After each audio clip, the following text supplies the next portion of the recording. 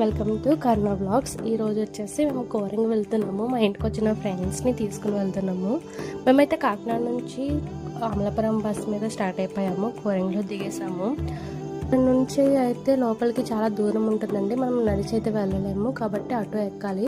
ఇక్కడ ఆటోకి మాకు నార్మల్గా అయితే పర్ హెడ్ 20 కూడా తీసుకుంటారు, కానీ వీళ్ళు మాత్రం 100 డిమాండ్ చేశారు. సో తప్పదు, అంత దూరం నడవలేము కాబట్టి లోపలికి వెళ్ళిపోయిన తర్వాత పర్ హెడ్ 50 రూపీస్ ఉంటుంది టికెట్. తీసుకున్న తర్వాత గేట్ లోపలికి వెళ్ళిన వెంటనే చెకింగ్ ఉంటుంది. మన బ్యాగ్స్ అన్నీ, వాటర్ బాటిల్స్ కానీ ఏ ఫుడ్ కూడా మనకి అలౌ చేయరు. బట్ మనం ఏదైనా ఫుడ్ తీసుకుంటే పక్కనే మనకి బెంచెస్ ఉంటాయి, అక్కడ కూర్చొని తినేయచ్చు.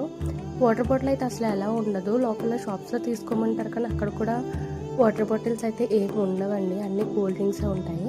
అండ్ ఇక్కడ వ్యూ అనేది అయితే చాలా బాగుంది. నేనైతే ప్రీ వెడ్డింగ్ షూట్స్ లాంటివి వాటికి ఇది కూడా ఒక one of the beautiful spot అని చెప్తాను. ఎందుకంటే అక్కడ సినారియో మనం యూటిలైజ్ చేసుకుంటే కనుక చాలా బాగుంటుంది.